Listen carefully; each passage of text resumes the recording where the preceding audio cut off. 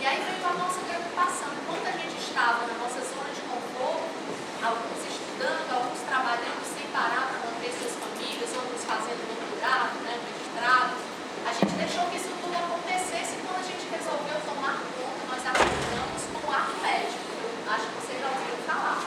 Todas as profissões brasileiras da área da saúde, que são 42, a gente nem consegue enxergar que existem tantas profissões diferentes na área da saúde. Todas elas são regulamentadas já, e a única que não é regulamentada é a medicina. A gente não teve aprovado o ato médico. E depois desse ato médico tramitar por 12 anos no Congresso Nacional, no Câmara e Senado, ser discutido por todos os profissionais de saúde, no dia que ele é colocado em pauta para votação, a presidente da República convoca deputados, senadores, para fazer vetos a esse programa e assim pedir que o ato fosse aprovado na sua totalidade, regulamentando o exercício legal da nossa profissão, concedendo a outras profissões da área da saúde a prerrogativa de exercerem muitas coisas que são pertinentes ao trabalho médico. E a gente, recentemente, na época, eu, o Dr. George Magalhães, que eu acho que alguns conhecem, a gente esteve lá no Congresso Nacional tentando barrar isso tudo, mas foi um choque. Era em plano, já existia um plano no Brasil que começou com um ato médico de, a gente na época enxergava, e esse plano era enfraquecer a categoria médica, porque nós somos formadores de opinião, não somos melhores que os outros profissionais, mas nós somos os chefes de equipe, nós somos os formadores de opinião, e tentar provocar mais ainda um ambiente de convivência, de guerra dentro das unidades de saúde, onde vários profissionais vão brigar entre si. É o que acontece hoje ainda. A gente médico briga com fisioterapeuta, obstetra briga com parteiro, oftalmologista briga com optometrista. E nesse clima, a gente, ao invés de estar defendendo um projeto de saúde de qualidade, defendendo as melhorias do SUS, a gente estava brigando cada um para ocupar o espaço. Mas eles faziam parte do projeto que começou com o ato médico. E pouco tempo depois do ato médico ter sido vetado, foi aprovado por vetos, vem a conclusão de que isso era uma estratégia. Primeiro, a gente separa todos os profissionais de saúde, isso é uma estratégia de todos os sistemas comunistas do mundo. A gente deixa as classes formadoras de opinião enfraquecidas, elas se separam, a sociedade se divide, e é o que a gente assiste no Brasil recente agora: branco briga com negro, negro briga com índio, homossexual, heterossexual, abortista contra não abortista, e a gente perde o foco das questões essenciais, que é um país evoluir democraticamente, livre, com a economia estável. A gente não estava tendo país, a gente está preocupado com esses problemas do nosso quintal. E aí, depois desse ato médico, vem o programa, Mais Médicos. Mas que programa é esse? A sociedade aponta, não, o governo federal é muito bonzinho e nós não temos médicos no país. O povo disse que o problema principal do país, e ainda é hoje o problema principal do Brasil e do estado do Ceará, principalmente, é saúde. E a gente está às vésperas da eleição, a gente precisa reeleger um governo ditatorial. Para isso a gente tem que atender e responder imediatamente esse anseio do povo. Vamos criar um programa urgente, vamos criar um programa Mais Médicos. E para nossa surpresa, a gente, Conselho Regional de Medicina, Associação Médica Cearense, Sindicato dos Médicos, a gente não, vamos para Brasília e vamos fazer oposição a esse projeto, um ato novo a esse. Nós não precisamos de mais médicos, precisamos de mais saúde. O programa Mais Saúde se faz com uma equipe multiprofissional, multidisciplinar, não só com médicos.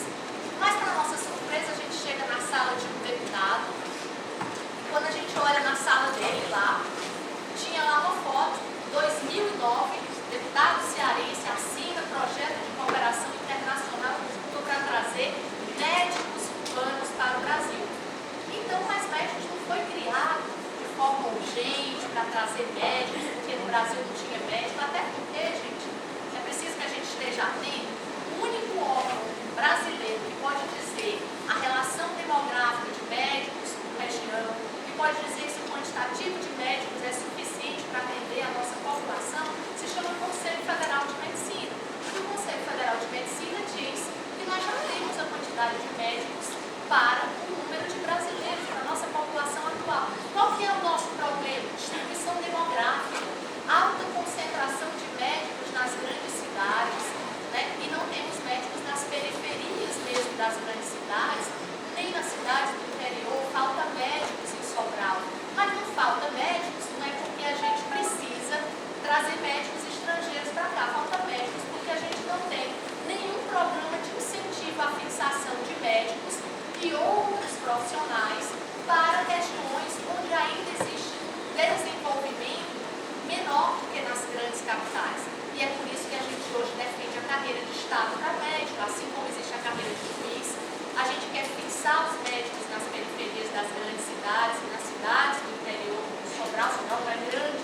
cidades muito pequenas, onde é impossível a gente ter uma qualidade de vida com a educação dos nossos filhos, a gente ter acesso à ciência, discutir, passar uma visita médica.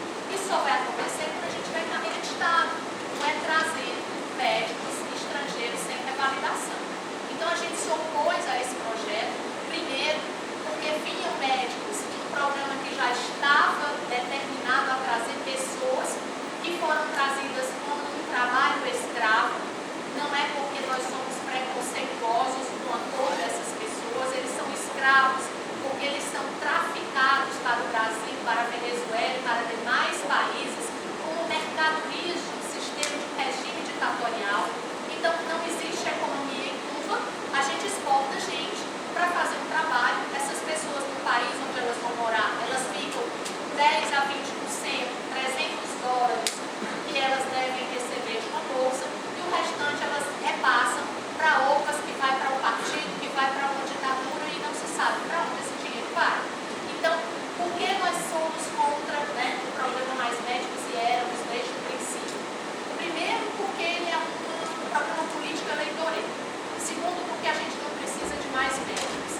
Terceiro, porque a gente quer que todos os cidadãos que vêm para o Brasil trabalhem em iguais condições de respeito às leis trabalhistas que nós brasileiros trabalhamos. Se tem uma bolsa, que a bolsa seja integral, que eles possam transitar no país como pessoas livres, que eles não precisem de um bedel, de um fiscalizador, de um agente que proíba, estando no Ceará, que eles frequentem a praia que fica em frente ao hotel onde eles estão hospedados, porque eles são vigiados como prisioneiros políticos. A gente quer que estrangeiros, ao estarem no Brasil, possam namorar, possam constituir famílias, possam pedir asilo político, possam transitar como homens livres, não são bandidos. Isso não existiu nesse programa. A finalidade dele era o que eu já disse a vocês. Mas a gente ficou muito atento só ao fato de virem intercambistas, eu prefiro chamá-los assim, sem revalidação, que é outra prática criminosa. Em todos os países do mundo, eu tenho 2 filhos, um deles mora fora do Brasil já há 7 anos, e para ele morar lá e trabalhar lá e se formar, ele precisou fazer uma série de provas que garantissem que ele tinha proficiência na língua americana e que ele tinha capacidade de trabalhar e de se formar na universidade americana. Nós não fizemos isso aqui. Por quê? Porque a gente já tinha esse projeto, tinha que trazer essas pessoas sem revalidação e muitos sem a gente ter nem a certeza que de fato são médicos. E se não são médicos, como é que eu vou submeter as pessoas mais simples, que esse governo dizia que era a preocupação social deles, a médicos que podem nem ser médicos ou pessoas que não têm o mesmo grau de competência que o médico que estudou o currículo das doenças brasileiras tem. Então, o que se fazia, mais uma vez, era uma mentira. Um governo que tinha uma preocupação social que dizia: eu vou cuidar das pessoas simples como prioridade, e oferece para as pessoas simples médicos de terceira categoria e oferece para as pessoas ricas que podem pagar médicos com residência e com especialização. Foi dito isso para compra ou qualquer coisa, até médicos sem revalidação. Mas essa não é ainda a pior parte para a gente brasileiro. A pior parte é que todo mundo fala de Mais Médicos como um programa que trouxe cubanos, E o Mais Médicos foi um programa, é um programa danoso ainda hoje para o currículo da formação de vocês, é por isso que a gente está aqui. É porque o Mais Médico alterou todo o currículo das universidades brasileiras. A gente teve que alterar o internato médico de vocês, eu sou coordenadora de internato, e dentro do Mais Médicos existe um artigo que diz que 30% dos currículos têm que ser feitos em emergência. E aí eu cheguei para o MEC, que tinha uma comissão de residência médica dirigida por 3 médicos que nunca fizeram residência, que é um absurdo, e aí eu disse para eles: mas como é que vocês colocam um currículo de internato em urgência em locais onde a gente vai ter que adaptar os currículos aos alunos passarem 30% do internato médico em emergência, se não existe emergência no Brasil, ou se as emergências são de péssima qualidade. Só no estado do Ceará foram fechados mais de 20 serviços de emergência médica, seja ela clínica, seja ela cirúrgica, seja obstétrica. Você chega aqui em Sobral, a gente hoje passou mais uma vez a visita nos hospitais e percebe o esforço dos gestores médicos para que as coisas funcionem, mas a gente não tem emergência, a gente tem campos de concentração.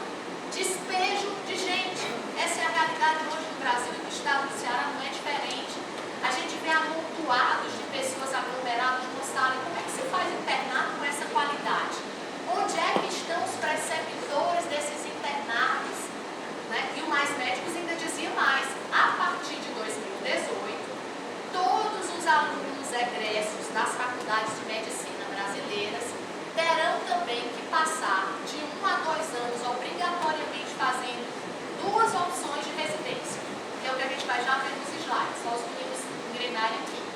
Ou eles vão escolher a residência de saúde da família, ou eles vão escolher as residências que eu digo muito brincando, que quase ninguém no mundo que eu conheço quer, né, que vai fazer medicina, não sei o que, molecular, radiologia, educação física do desporto médico, coisas que se alguém aqui, depois de ler esse livrinho, quiser fazer essas residências, me diz que eu vou querer conhecer você, tá?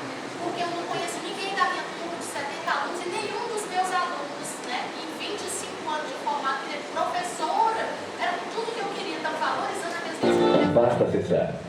Nenhum dos meus alunos em 25 anos, né, quis escolher essas residências. Então ele diz, ou você faz PSF, ou mais médicos agora, por portaria da Presidente da República, diz que vocês vão ter que ser obrigados, é o que a gente chama de serviço civil obrigatório. Vocês não podem ingressar nas residências das áreas básicas que vocês sonharam, né? Eu, desde pequenininha, queria ser pediatra. Terminei a faculdade, fiz residência de pediatria, depois eu fiz neonatologia, depois eu fui fazer minhas pós-graduações todas na pediatria, e se eu nascesse de novo, eu queria ser pediatra de novo. Então eu imagino que até para a pediatria, para o PSF, é a coisa mais sensacional do mundo, é a nossa realidade. Mas eu fico imaginando um ortopedista e um anestesista. Ele sonha, né, em cirurgia. Ele sonha, o neurocirurgião, ele quer chegar lá, botar válvula, o Vinícius está aqui. E imagina um ortopedista e um anestesista, 2 anos obrigatoriamente no PSF tratando parasitas. É importante, mas é uma escolha. Nós somos livres para a gente ter a prerrogativa de escolher que quando eu termino a faculdade, paga com o dinheiro do meu pai, né? Ou paga com os impostos de todos os brasileiros, que não existe universidade gratuita. Vocês estão aqui porque tem alguém no país pagando para vocês estarem aqui, que são os pais de vocês, de todos nós, dos nossos impostos. A gente não pode escolher, a gente tem que fazer serviço civil obrigatório, porque está lá na diretriz de mais médicos. Então, a gente é contra isso aí. E para nossa surpresa, mudou o governo, a gente foi para dentro do Congresso novamente, dizer que a gente não queria a renovação do Mais Médicos, a gente queria que as vagas do programa Mais Médicos, as bolsas, fossem destinadas aos médicos brasileiros. A gente teve nesses últimos anos uma abertura indiscriminada de escolas médicas no país, vocês vão perceber diretamente a consequência disso aí. Tá? Nós não precisávamos desse número de escolas médicas no país, mas a gente sabe, e eu costumo fazer uma comparação, às vezes meio grosseira, que se abre escola médica no Brasil com troca de favores, como se abria antigamente nas cidades do interior, estações de rádio, onde os políticos colocavam lá o que eles queriam veicular para doutrinar e manter as pessoas alienadas, se faz agora com faculdades de medicina. E quando se abre num estado como o Ceará, 7 novas faculdades de medicina, como se vai abrir, a gente vai ter no Brasil, em torno do ano de 2020, de 450 mil, a gente deve ter 1.200.000 médicos, né? E não temos local de atuação para esses profissionais. Então, o nosso trabalho vai começar a ser proletarizado. E o pior do que isso é que hoje nós estamos formando médicos de péssima qualidade. Existem uma avaliação já do ensino médico no país, feita pelo Conselho Federal de Medicina, que nós temos faculdades recém-abertas que tem nota 2, só não fechou ainda, porque, enfim, a gente tem um prejuízo daquelas pessoas que investiram nesse projeto dos casos pais desses alunos. Então, nós temos aí uma série de consequências nefastas, que vocês estão vendo aqui, eu estou falando só em algumas, do que foi feito nesses últimos 12, 13 anos, com toda a estrutura da medicina brasileira. E aí, o Sindicato dos Médicos vai entrar no contexto do sindicato, nós somos o único órgão que nesse momento de conflito recente que a gente viveu, que ele não pode sofrer interferência do Conselho do Governo Federal. Porque o sindicato ele é independente, o Conselho Regional de Medicina e o Conselho Federal eles são autarquias federais, o Conselho Regional é uma filial estadual do Conselho, é um representante estadual. A Associação Médica Brasileira, que é outra entidade que vocês vão conviver com o que ela faz, a regulamentação das especialidades, né? Ela luta para que a gente tenha honorários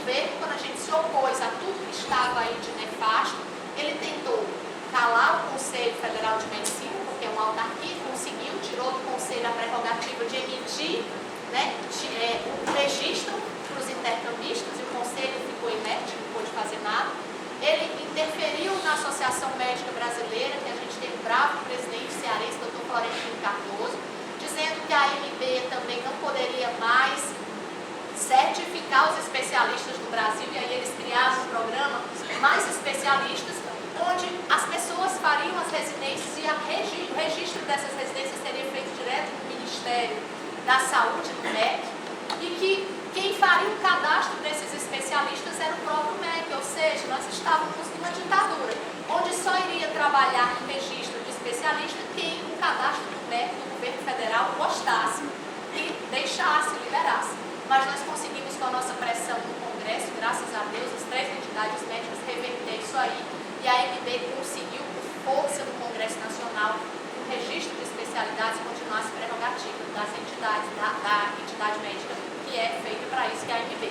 E o sindicato independente continuou a sua pressão, né, e segue agora com esse dever, que é chegar a vocês, porque antes o sindicato dos médicos da nossa gestão, ele era um sindicato restrito à atuação com os profissionais de saúde. De fato, isso é a prerrogativa maior do sindicato. Trabalhar, defender o trabalho médico, o exercício da profissão, com condições de trabalho dignas e remuneração digna para os profissionais. Somos nós que fiscalizamos quando o médico é explorado, quando ele não recebe os seus pagamentos. E hoje isso acontece com tanta frequência no Brasil que a gente tem uma função hoje que às vezes até chega a superar a quantidade de demandas das outras entidades, porque é o que nós estamos encontrando no mercado.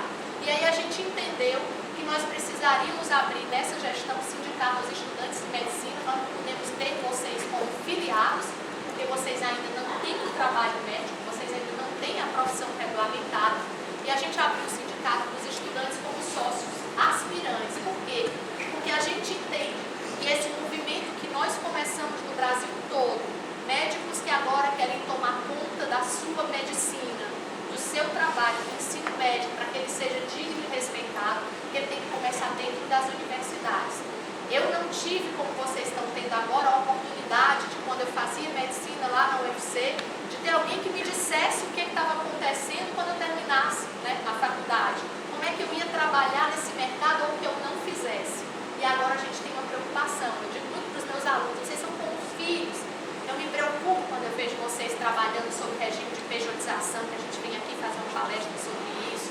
Quando vocês estão trabalhando com vínculos precários e às vezes pela ansiedade de terminar a faculdade, arranjar um emprego, aceitam trabalhar com uma coisa chamada RPA, que ninguém pode garantir se vão pagar vocês, os prefeitos da cidade do interior, costumeiramente não pagam, né? Eles exploram o trabalho dos jovens médicos. Então, o sindicato existe para isso, para a gente receber as denúncias, né, de exercício, né, sobre formas ilegais de trabalho médico, sobre trabalho médico em condições precárias de insalubridade, e a gente tem prerrogativas ainda de defender a população. Então, por isso, a partir de agora que vocês conhecem o sindicato, se vocês entrarem no site, vocês vão ver, a gente tem campanhas que se tornaram campanhas nacionais, que foram copiadas por outros sindicatos irmãos do Brasil inteiro, em defesa da população. Nós criamos um corredômetro mostrando a realidade que hoje no estado do Ceará, computados somente 7 hospitais estaduais, a gente tem uma média de 791 pessoas depositadas em corredores de hospitais de forma digna. Se a gente fosse computar hoje os corredores dos hospitais, regional do Cariri, regional daqui, mesmo colocadas numa sala, elas estão fora de leitos, corredor da Santa Casa de Misericórdia, corredor do Hospital de Guardu, nós teríamos um imenso depósito de gente, né? Então a gente computa isso aí, a gente denuncia a precariedade, a indignidade desses pacientes que são atendidos e sabe que é impossível você conseguir exercer o seu trabalho com qualidade nessas condições. Hoje falta quase tudo para a gente prestar assistência de qualidade no estado do Ceará. Faltam medicamentos, né? Faltam soro antiofídico e pessoas morrem quando são picadas de cobras dos agricultores do estado do Ceará. Falta vacinação para as crianças, faltam leitos para as mulheres parirem, e muitas parem na porta da maternidade, os bebês que às vezes nascem prematuros ou com alguma patologia fetal, neonatal, não tem para onde ir. Então nós vivemos um caos.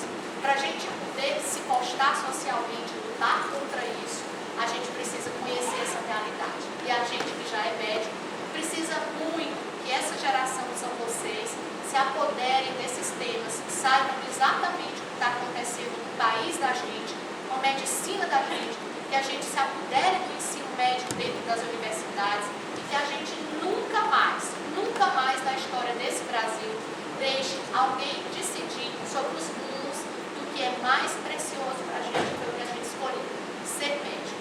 E é para isso que a gente está aqui hoje. Para nessa aula a gente tem dado essa contribuição para vocês. Não tem finalidade doutrinária nenhuma. A gente não tem interesse em saber que partido você tem, quem você vai votar. Mas como a gente está no momento eleitoral, a gente pede que vocês votem em pessoas sérias, decentes, principalmente que respeitem a saúde como um bem maior da gente. Então essa escolha é de vocês. A geração de vocês vai mudar os próximos anos do Brasil. Tá? Então a gente vai começar aqui com a apresentação. Parte do que tem aqui eu já falei. Depois a gente vai abrir para o debate para vocês fazerem perguntas. Os meninos também vão se colocar depois. A gente está aqui com a presença do Dr. Daniel, diretor do Hospital Regional. A gente tem lá hoje excelente trabalho dos profissionais médicos do hospital que fazem, né, além do que podem para a gente dar qualidade e dignidade para os nossos pacientes, mas não depende só do nosso trabalho.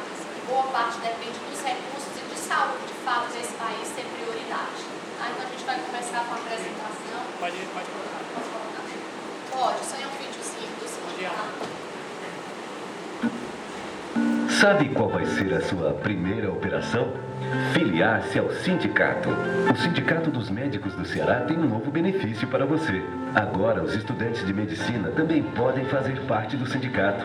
Basta acessar sindicatodosmedicosdoceara.org.br e preencher o formulário online.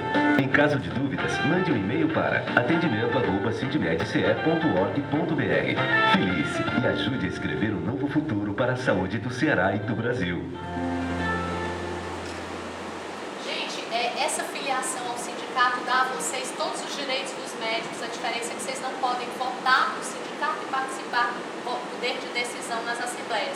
Mas para vocês terem uma ideia, vocês podem ter assistência jurídica 24 horas no sindicato.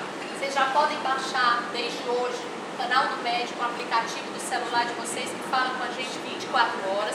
Vocês podem ter acesso, eu acho que está no livrinho da Bolsa, né, a 130 lojas que são do cartão SIM do sindicato. Cartão vocês só vão receber quando vocês se cadastrarem. Dá direito a lojas já 130 em Fortaleza e Juazeiro. E a gente está abrindo as parcerias agora na próxima semana já aqui em Sobral para ser usado também aqui.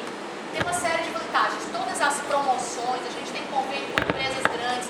Plano Unimed com 40% de desconto para vocês e para toda a família de vocês, tá? É muito bacana, pode fazer para o primo, para o tio, para a prima. É um desconto considerável, a TAM Viagens. E a gente tem uma parceria, né, que é o maior apoio do sindicato estudantil, que é a Mão Geral Seguros.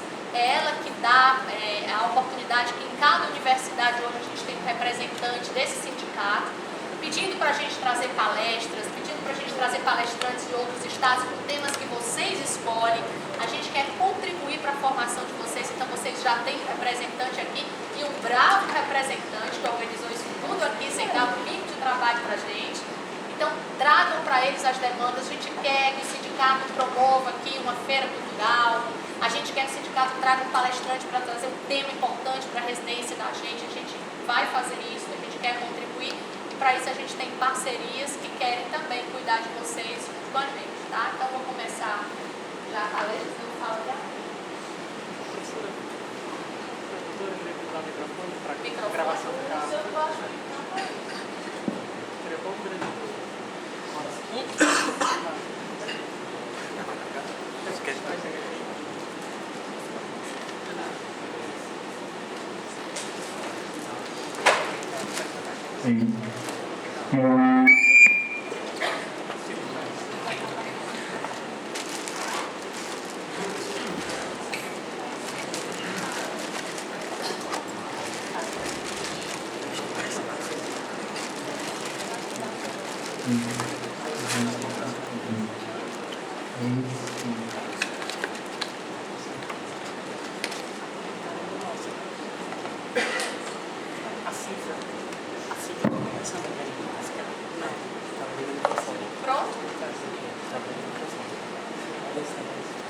Bom, gente, nós vamos fazer uma retrospectiva de parte do que eu já falei para vocês em relação à história, né, desse programa, Mais Médicos, Provab, ato médico, boa parte a gente já falou.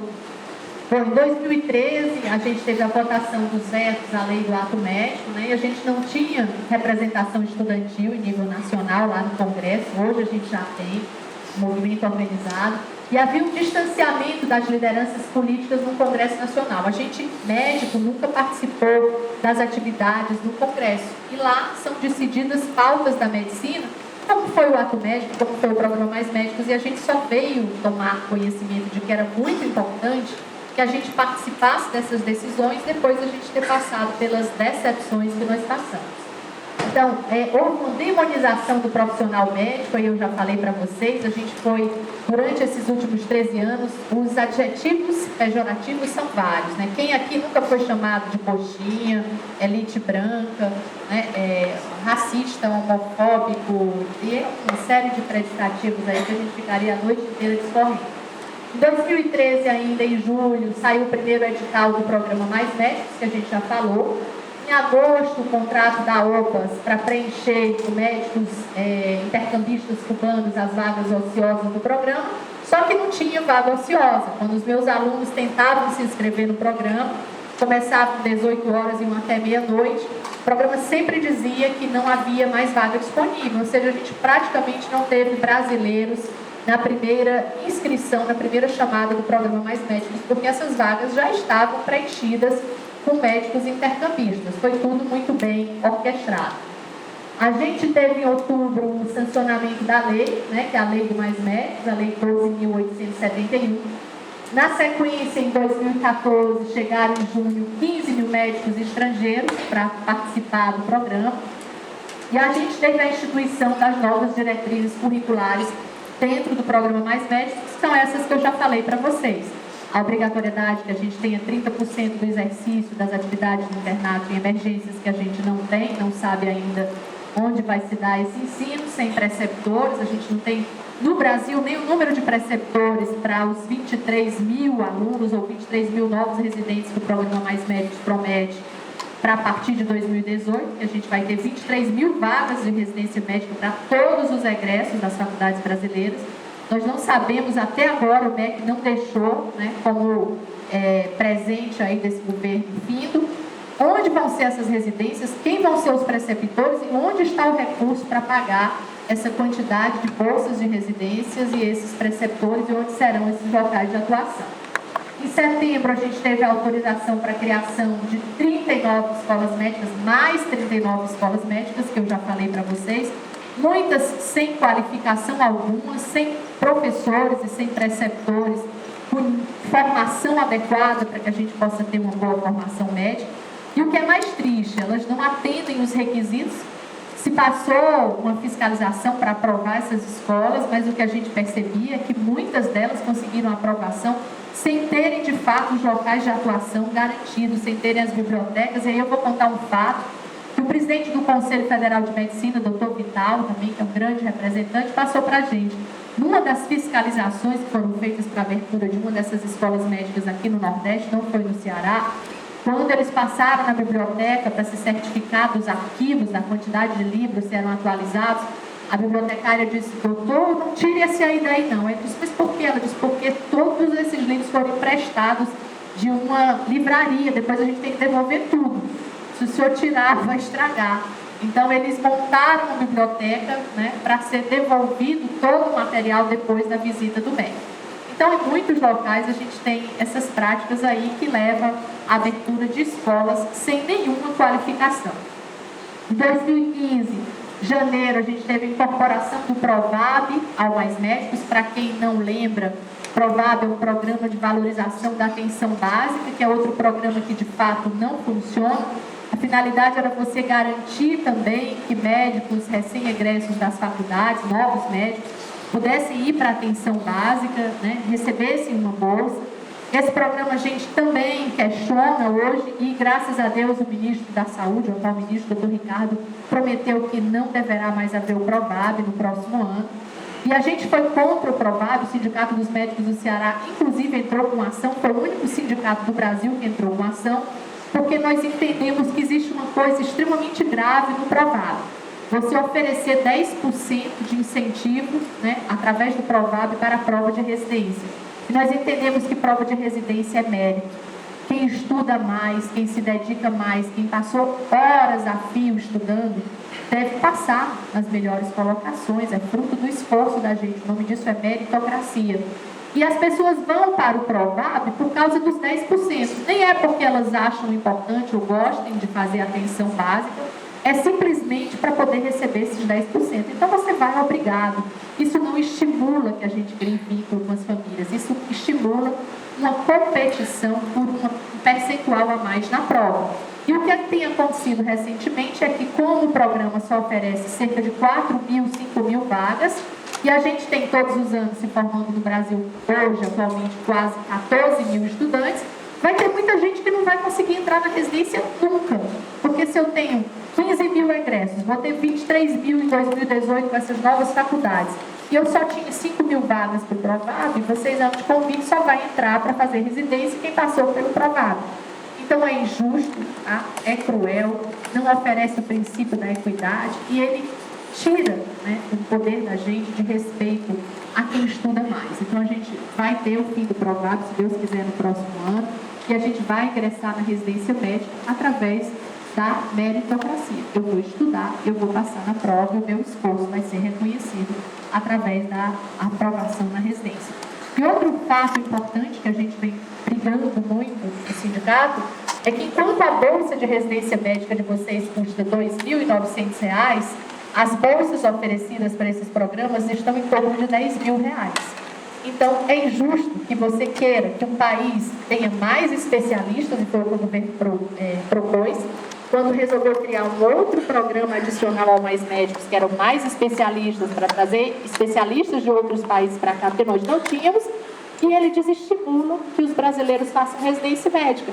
Eu passo 60 horas em média, que é o que os meus residentes passam dentro do hospital, é para ser 40, 44, eles acabam ficando 60 por dedicação, e ele recebe R$ 2.900, e um intercambista sem revalidação recebe agora, a partir do aumento de ontem, R$ 11.465 por uma bolsa. Então, é completamente surrealista, a gente não consegue entender isso aí. Então, em agosto foi sancionado um outro decreto, que é o 8.497, titulado Mais Especialista, a gente acabou de falar. A gente conseguiu reverter-se mais especialistas e o cadastro, agora o registro, voltou a ser de novo da Associação Médica Brasileira, que vai ser outra entidade que vocês vão também poder participar quando formados. A gente trouxe aí uma sinopse das imagens mais pesquisadas nos últimos anos no Brasil, quando a gente falava em médico, o que se passou, né, esse governo tentou demonizar os médicos brasileiros. Então, essas são as imagens que o Google mais mostrava como clicadas, né? Médicos brasileiros xenofóbicos, racistas, e a ideia de que médico tem muita raiva de pobre, que a gente só quer fazer medicina para ficar rico. E aí a gente tem o jornalista Luiz Felipe Pondé, que colocou uma frase que foi muito significativa durante esse período, que ele disse que os judeus foram o bode expiatório dos nazistas, que os nossos médicos, nesse governo recém-acabado, graças a Deus, foram os judeus, né? Houve uma tentativa, de fato, de perseguição. E essa perseguição a gente foi constatar agora, né? Nós estivemos, por ocasião do término desse governo, dentro do Ministério da Saúde, nós pedimos, o Edmar está aqui, Edmar esteve comigo num congresso do CONASCENS, a gente teve acesso aos estandes do Ministério da Saúde. Nós ficamos uma tarde inteira recolhendo toda a propaganda ideológica criada no Brasil nesses últimos 13 anos contra os médicos brasileiros. Isso é um material oficial que foi distribuído pelo Ministério da Saúde em várias campanhas em todo o Brasil. E a frase diz que não existe racismo, mas... E aí ele diz, alta taxa de mortalidade por doença falciforme em mulheres negras. Além da propaganda completamente burra, né? Não precisa dizer nada, uma clara demonstração de perseguição e preconceito contra a classe médica brasileira. E a gente tinha outra, diz que não existe racismo, mas mulheres negras recebem menos tempo de atendimento. Agora vocês imaginem no contexto da violência atual no Brasil, onde os pacientes por insatisfação com o sistema, chegam dentro das unidades de saúde, o sindicato está fazendo uma campanha pedindo o fim da violência dentro das unidades de saúde, batem nos médicos, batem nos enfermeiros, e a gente tem pregado em todos os postos de saúde do Brasil uma campanha dessa, incitando a violência contra os médicos. Porque se chega uma paciente negra e ela demorar a ser atendida, ela vai dizer que demorou porque o próprio Ministério reconhece que o médico já tem preconceito com ela porque ela é negra. Gente, essa propaganda é institucional, saiu em revistas, em jornais, pagas pelo Ministério da Saúde. E para quem é obstetra, a surpresa ainda foi maior, porque a gente encontrou um livro vermelho dentro do Ministério, edição de capa de luxo, e lá dentro tinha assim: por que eu não vou ter um filho de parto normal? Aí aparecia uma doula, que é uma profissional que a gente tem maior respeito, participa de assistência ao parto normal, mas a doula dizendo: porque quem cuida de você com carinho não é o obstetra, somos nós, a enfermeira e a doula. E aí no próprio livro tem uma página inteira que tem uma banca com bananas penduradas, uma caricatura, né, um artista fantasiado de médico dizendo aqui eu vendo parto cesárea como se vende banana. E aí na outra página do livro tem lá: por que eu não faço parto normal? Porque o meu obstetra disse que ele não tem tempo, porque vai ficar uma cicatriz.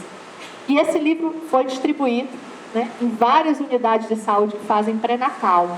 Então se criou um preconceito enorme do paciente contra nós. Nós somos bandidos, né? E que existem outros profissionais que são bonzinhos. E aí, para vocês entenderem por que isso tudo, doutora?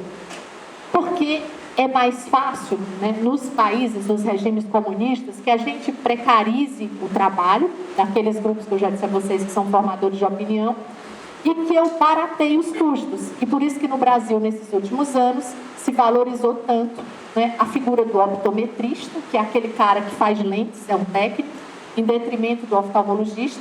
Se valorizou o parto humanizado, que esse parto humanizado do Ministério da Saúde não tem absolutamente nada a ver com humanização. Humanização, para quem é professor universitário, para quem é preceptor, é você aplicar princípios da evidência para oferecer a todos os pacientes aqueles princípios que garantam assistência de qualidade. Você vai fazer um parto, você não faz epísio, você tenta não lacerar a paciente. Tá? No parto humanizado, não é você passar a mão na cabeça da paciente que está deitada no corredor e ficar: vamos, mãezinha, não sofra, isso aqui é uma experiência democrática de vida, você está no corredor. Isso não é parto humanizado, né? Isso é um abuso emocional das pessoas. Então a gente teve uma série de estímulos como esse. E o outro absurdo dessa coisa de parto humanizado, para vocês terem uma ideia, é que se criou o conceito de vamos voltar a ter parto domiciliar. Pode ter parto domiciliar, gente. Parto normal é bom, tem muito mais vantagens do que o parto cesáreo. Mas o parto domiciliar em país desenvolvido, ele é feito quando você tem a garantia de que você tem um hospital, né, sentinela, a 15 minutos da sua casa, que tem um serviço de SAMU que você possa chamar com o mesmo intervalo de tempo para socorrer a mãe ou o bebê em caso de complicação. No estado do Ceará hoje, vou falar só no município de Fortaleza, a gente tem ambulâncias UTI do SAMU, nós éramos para ter 6, a gente tem 4 ambulâncias comuns, a básica a gente era para ter 16, a gente tem 11. A maioria dessas 11 estão de pneu furado, com vidro quebrado, elas não podem sair, elas não conseguem atender as ocorrências dos 2.400.000 habitantes de Fortaleza. E dos hospitais, obstetrícia, a gente tem um obstetra aqui presente na sala, a gente tem precariedade de atendimento à gestante, né? E querem fechar mais maternidades que atendem alto risco. Então, como é que eu vou fazer parto humanizado num lugar que, se eu tiver um bebê complicando em casa, nascer asfixiado, ou uma mãe com hemorragia, não conseguiu deliverar a placenta, eu não tenho socorro no tempo hábil, ela morre em casa. Mas é mais fácil eu manter essas pacientes em casa do que eu levá-las para o hospital e gastar mais. Então, é a proletarização da nossa medicina, e foi feito isso com várias especialidades, né? A gente está oferecendo terapêuticas de pagelança, ao invés de a gente oferecer a tecnologia, que é o que nós já temos para os tempos atuais.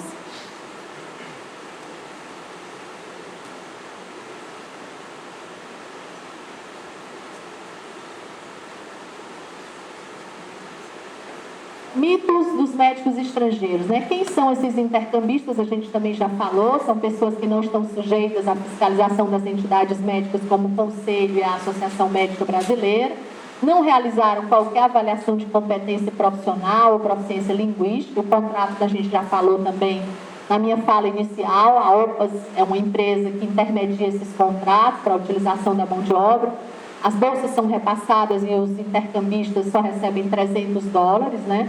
E, ao contrário do que foi preconizado, que essas pessoas viriam para atender onde os médicos brasileiros, que são maus, não queriam ir, a gente tem uma distribuição, isso constatada pelo Tribunal de Contas da União e pela Corregedoria da União, que é só nas regiões onde já existem muitos médicos trabalhando. Os locais que mais receberam intercambistas do Mais Médicos são as regiões Sul e Sudeste, que tem, né, um PIB mais alto, um índice de desenvolvimento humano mais alto, não são nas periferias nem nos estados, nas cidades pobres do Nordeste. Vocês vão ver isso aí. E a gente colocou a fonte ali para depois, quem quiser consultar, a gente vai deixar a apresentação para vocês. Ainda falácias em relação aos mais atendimentos e mais saúde, que eu coloquei para vocês. Em 2015, o Tribunal de Contas da União, através da auditoria do Mais Médicos, mostrou que não existia essa distribuição, que eu já falei.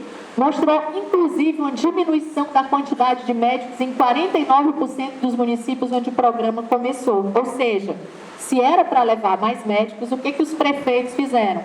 Como Mais Médicos é pago por verba federal, ele demitiu os médicos contratados pela prefeitura para economizar dinheiro e gastar com a corrupção, né? E aí é muito fácil, eu não tenho mais médicos na cidade. Para cidades onde eu coloquei mais um intercambista, eu demiti um médico brasileiro. Constatação não nossa, mas do Tribunal de Contas da União.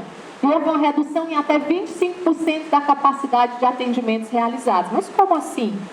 Mais médicos, mais saúde, você reduz atendimento? Essa é a constatação também de uma fiscalização. E ainda houve um fato mais grave depois do programa Mais Médicos. É que as equipes de saúde da família, principalmente daquelas regiões mais distantes, que são longínquas, de acesso difícil para se levar medicação, cirurgia, para se levar especialistas, as equipes de saúde da família tiveram uma redução do seu orçamento nesse mesmo governo. E o que a gente está vendo ali é SFR, a equipe de saúde dos ribeirinhos, né, são as regiões da Amazônia, próximas de rios, onde você só tem acesso através de vias fluviais, e as equipes de saúde fluviais, que fazem os atendimentos dentro dos próprios barcos, né, das embarcações nas margens do Rio Negro, dos rios da Amazônia. Então, essas equipes, por exemplo, elas tiveram uma redução dos orçamentos para atender as pessoas de 10 mil para 4 mil e de 10 mil, no segundo caso, que são as equipes fluviais, para R$3.305. Então, houve uma diminuição, de fato, de recursos depois do programa Mais Médicos. Ali a gente colocou os dados, que são os dados mostrados pelo próprio TCU, depois vocês podem olhar com calma, a gente colocou um percentual, né, avaliado de cada situação dentro de Mais Médicos no município. Por exemplo, em 161 municípios a gente teve uma queda total do número de médicos, em 20% dos municípios a gente teve uma manutenção dos médicos que já existiam, em 14%, ou seja, 168 municípios tiveram um aumento da quantidade de médicos menor que o número de profissionais recebidos no programa. Então, muita coisa que foi prometida através desse programa, de fato, era uma falácia, que é o termo que a gente acha mais adequado para falar dele. E aí o alcance que eu falei para vocês da cidade, assim, se diziam para a gente que o Mais Médicos é para a gente levar médicos para onde ninguém quer ir, no caso ninguém são os médicos brasileiros, a gente tem aí a distribuição dos intercambistas no Brasil, dados oficiais do Ministério da Saúde. A maior concentração de médicos intercambistas é em São Paulo, o estado mais rico do país, seguido por outros estados, né, igualmente ricos. Então, a força do Mais Médicos era o poder político de quem solicita intercambistas para economizar dinheiro para os estados. Esse é o boom das escolas médicas do país. Vocês estão vendo aí que é outro grande engodo. A explicação é que a gente precisava de mais faculdades de medicina, porque nós precisávamos formar mais médicos, porque haveria um um número insuficiente. Nós temos um número de médicos hoje que é maior proporcionalmente do que a quantidade de médicos da França, da Inglaterra, que são países desenvolvidos, que estão anos-luz na nossa frente em oferta de qualidade de serviços de saúde. E a gente tem menor número dessas faculdades onde existem já poucos médicos. A gente tem uma alta concentração em locais onde já existem muitas faculdades de medicina. Então é outra coisa completamente equivocada também. Então essa concentração exagerada de faculdades de medicina, elas atendem interesses políticos. E para vocês terem uma ideia, existe agora sendo investigado pelo Ministério Público o escândalo da liberação de faculdades de medicina, que é feito mais ou menos assim. Quando eu abro uma faculdade de medicina no Ceará, e vão abrir mais 7, eu consigo, através do poder político do governador ou de outro candidato, né, ou outro político, que essas escolas venham para cá por força de negociação política. E eu chego naquela cidade e eu ofereço, vou criar um nome de uma cidade hipotética aqui, cidade da Barra Grande. Eu chego para alguém que é o prefeito de lá, para um deputado que se elege lá e digo, vou te dar uma faculdade de medicina. E você não vai abrir uma faculdade de medicina, você vai abrir uma nova cidade.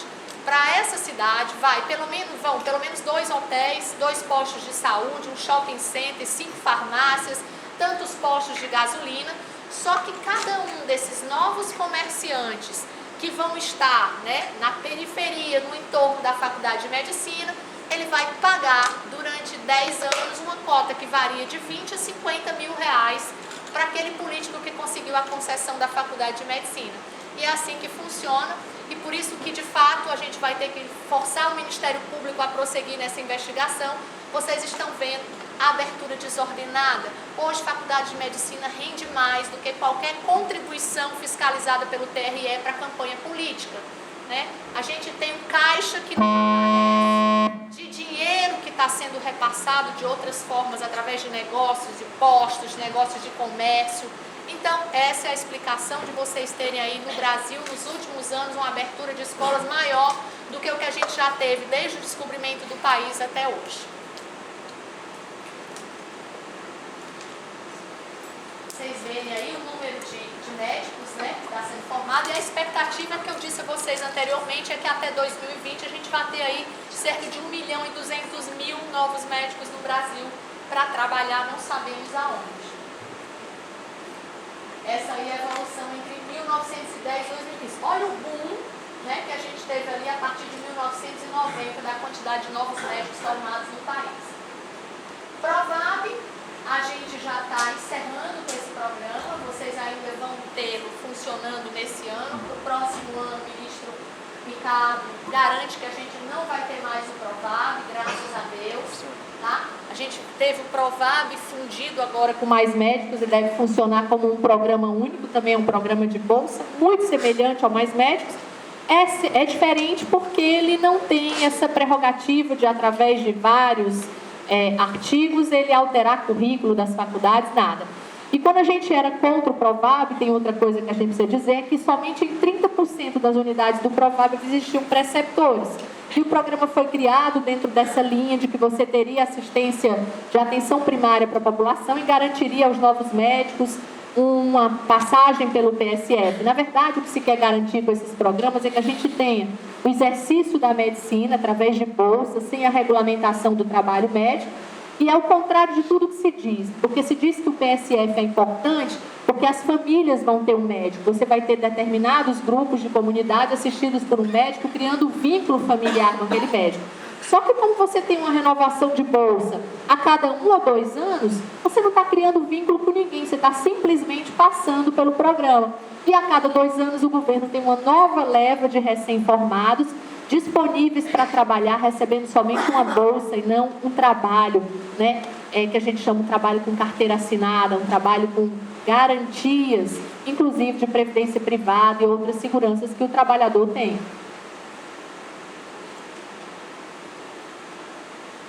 Acesso ao Provab se dava por editais semelhantes ao Mais Médicos, mas esses editais não são periódicos. Quando tem vaga, tinha edital. Quando não tinha vaga, segundo eles, não havia publicação. Então, alta influência política também nas vagas do programa, na supervisão e na escolha das pessoas que vão participar. Isso aí é a nossa cara nesses últimos anos, né? O mito do médico coxinha. Os médicos brasileiros não querem trabalhar na periferia, não querem trabalhar na atenção básica, e quando o programa foi analisado, vocês têm aí o relatório dos locais onde o Provab acontecia em relação à supervisão dos médicos. Não sei se dá para vocês lerem com as letrinhas menores. Existem lugares que nem supervisão do programa onde existia houve durante toda a existência dele. E ali, em relação às vagas, que a gente já falou, 4.146 vagas para o programa, para 15.747 inscritos, e a opção de que, se você passar no Provab, você vai ter 10% da prova de residência. Ou seja, tem gente que nunca vai conseguir entrar numa residência médica no país.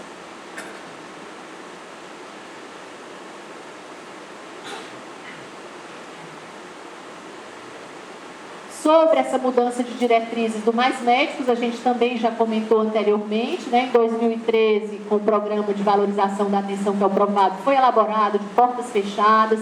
Nenhum desses programas, nem Mais Médicos, nem Provab, foi discutido com nenhuma entidade médica, nem com o Conselho Federal, nem com a AMB, com nenhuma representação da classe médica. Foi tudo feito pelo Ministério da Saúde e por pessoas que nem residência médica, nem conhecimento de como funciona essas residências tinham. Graças a Deus, saíram todas. Em relação aos problemas, a gente tem uma diretriz com ausência de todas as residências básicas. Eu já falei para vocês, o Mais Médico, você só pode fazer ou a atenção, o PSF, ou você vai fazer aquelas residências que vocês, não sei se já viram no livrinho, mas eu acho que eu coloquei aqui, que quase ninguém quer fazer. No internato, Mais Médicos coloca a obrigatoriedade da grade, com 30% em serviço de urgência e emergência. E houve ainda, dentro também desse bojo de alterações para a medicina brasileira, a tentativa de que o nosso curso passasse a fornecer um diploma de bacharel em medicina. Ora, quem é que quer ser bacharel em medicina? Você vai passar 6 anos numa faculdade e não vai se formar médico, né? Você vai ser bacharel. Quem é que quer se formar simplesmente para ser professor, para ensinar na universidade, não quer ser assistencial, não quer trabalhar com paciente em medicina? Só na cabeça de quem criou essas coisas. Porque muitos deles, de fato, nunca trabalharam, só viveram em atividade política de criação de mais programas de controle e projetos de poder. Isso aí é o Mais Médicos atual. A gente sabe que na transição de governo, quando a gente teve aí, antes de ser decretado o impeachment da presidente, ela renovou o programa Mais Médicos, para que o programa tinha duração de 3 anos, e houve uma prorrogação antes dela sair. Essa prorrogação foi também combinada. Você precisava manter mais um período de passagem de recursos para o país, que a gente já falou muito aqui. E nós corremos muito, as 3 entidades médicas, para o Congresso nesses últimos 2 meses, porque a gente tinha 60 dias para alterar o texto dessa medida provisória, e foi justamente renovada através de uma medida provisória para que a gente não pudesse fazer quase nada, tudo estrategicamente, depois de forma nefasta, planejado, mas nós conseguimos alterar alguma coisa do Mais Médicos, né?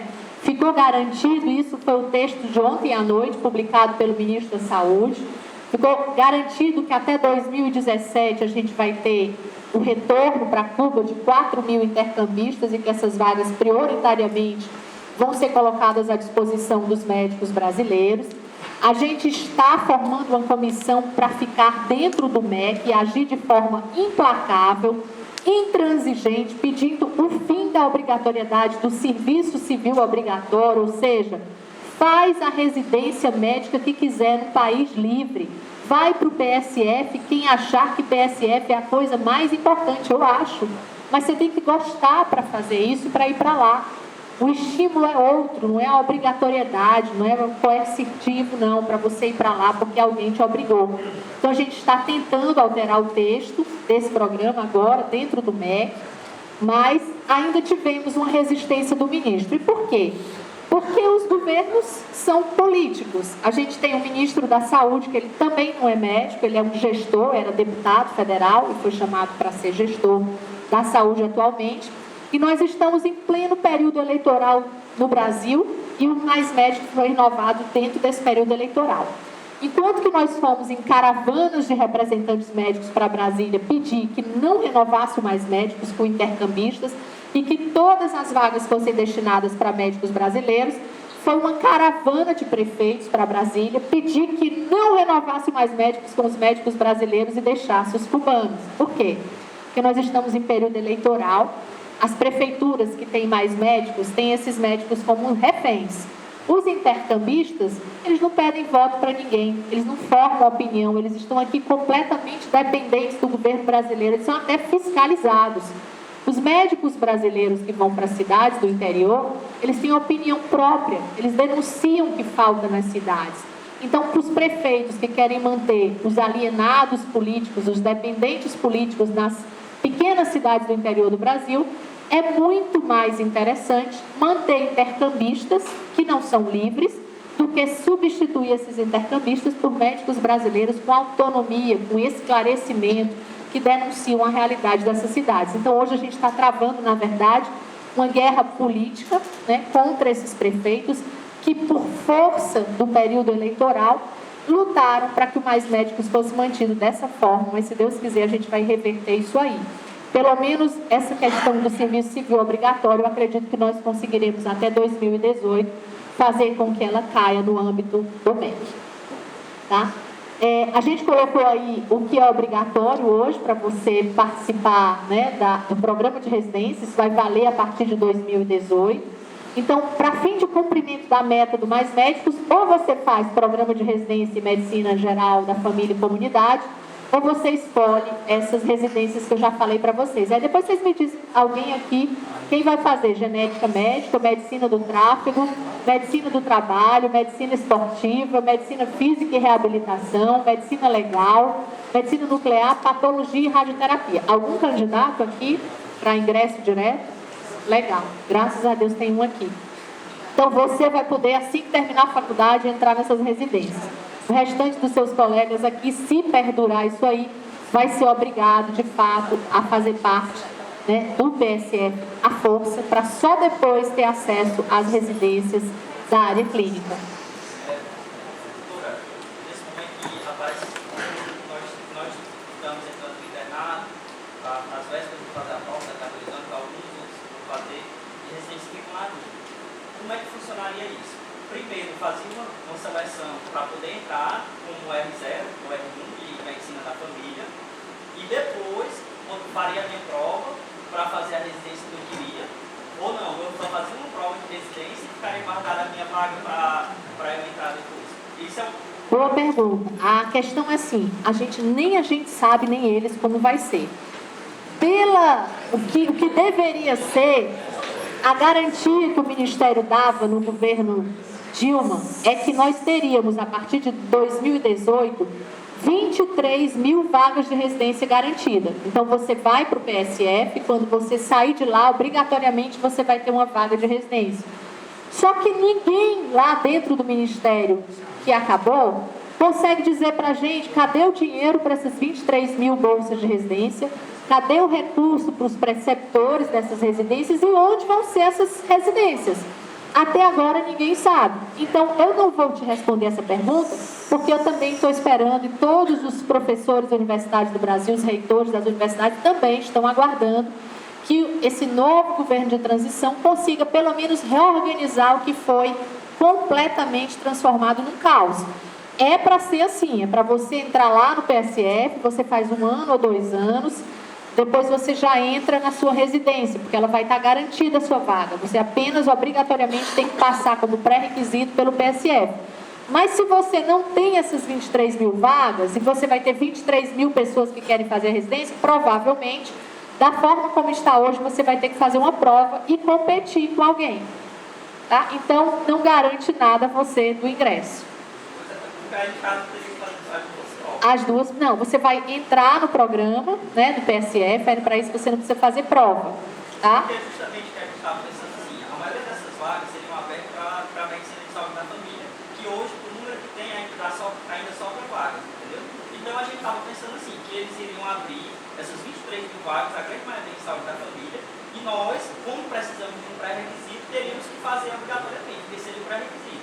Isso aí terminaria tirando, por exemplo, o emprego de muitos médicos que iriam trabalhar na saúde da família, no mais médicos, isso e aquilo. Todas as vagas seriam, em sua maioria, ocupadas por residentes, e depois que nós nos formássemos, nós teríamos que fazer a prova de novo para poder fazer a seleção para a residência que a gente quer, porque não é um pré-requisito. Isso, Então, mas isso não está definido. Não está definido. Agora, o Mais Médicos deve ser encerrado. A gente crê que nos próximos anos, depois de 2018, o Mais Médicos deve ser findo. E a gente, entidade médica do Brasil inteiro, a gente quer que substitua o Mais Médicos pela carreira de Estado. Que seja assegurado a carreira de Estado para os médicos, principalmente emergencistas e médicos do PSF em todas as cidades brasileiras, pelo menos para essas duas áreas de atuação, tá? Então, eu acho que é o nosso último slide. O programa de residência ainda geral de saúde da família tem duração mínima de 2 anos, né? E essas são as residências que você só vai cursar hora em diante, a partir de 2018, depois de você ter cursado esse período mínimo de participação no PSF. São as residências que a grande maioria de nós tem anseio de cursar. Mais especialidades a gente já falou, graças a Deus a gente conseguiu reverter, voltou a ser área de atuação da Associação Médica Brasileira. Antes o que se queria era que o Ministério controlasse todos os especialistas do Brasil com cadastro reserva e ele só indicaria aquele profissional para o exercício dentro do serviço público brasileiro se ele estivesse compactuando com a linha ideológica, tinha assim no texto, gente, com a linha ideológica do Ministério da Saúde. Ou seja, você só vai atuar se você tiver o mesmo pensamento político de quem hoje está no poder do Brasil. A gente conseguiu reverter isso aí de uma vez por todas, graças a Deus. E as alterações que foram publicadas ontem à noite, já do Mais Médicos, né? A bolsa foi reajustada em 10%, passou de 10.570 para 11.520. O sonho da gente é que a bolsa de residência médica no país possa valer isso aí, não R$ 2.900. Houve uma coisa muito ruim ontem nesse texto, né, que é a liberação para que os médicos brasileiros formados fora do país, no caso Bolívia e Paraguai, que eles possam atuar dentro do programa Mais Médicos, o que é muito ruim, porque eles vão atuar também sem revalidação. E quem aqui já conheceu, já entrou na internet, já viu a qualidade dessas faculdades. E tem muito médico brasileiro, muito estudante indo fazer faculdade nesses países somente para ter um título de médico. Mas a qualidade do ensino oferecida nessas faculdades é sofrível, fantástico. Inclusive já mostrou uma reportagem. São faculdades, tem algumas na Bolívia, para vocês terem uma ideia, são faculdades noturnas de medicina. Eu não sei como é que pode, tá? Porque medicina é tempo integral. A gente encontrou uma faculdade na Bolívia que funciona só à noite. Começa a aula às 7 horas da noite e acaba às 10. E que todas as práticas são feitas através de simulação de computador. Então, você imagina o que a população brasileira nos próximos anos pode receber de assistência médica no país. Doutora, por que esses 2 países em específico? Porque esses países estavam proibidos de participar. Ela perguntou por que esses 2 países. Porque eles eram proibidos de participar no Mais Médicos, porque o programa dizia que você não pode permitir a entrada de intercambistas onde o número de médicos no país dele tem uma proporção menor do que, se eu não me engano, é 1 para 1,8 por 1.000 habitantes. Então, eles acabaram com isso aí. Nenhum intercambista da Bolívia nem do Paraguai podia entrar, porque o número de médicos lá é insuficiente.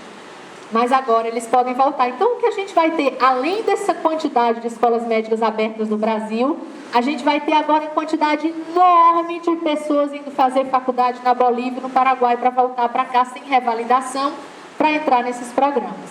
Então, isso também é outra coisa que a gente faz oposição e nós vamos nos manifestar de forma intransigente. Isso foi liberado ontem à noite. Mas eles só vão poder trabalhar no programa, não poder... Só no programa, mas se não fosse esse programa, essas pessoas dificilmente... Só em São Paulo, a prova de avaliação do ensino médico, que agora o conselho de lá está aplicando, para você fazer a liberação do diploma, mostra que 70% dessas pessoas não passam na prova, né? Se eles forem fazer o revalida, provavelmente eles não vão passar. Então, é a qualidade, o risco que você está oferecendo para a população brasileira, desses médicos, que aí a gente não sabe nem como foi a formação. A gente tem uma ideia pelo que a gente já tem visto. Professora, esses médicos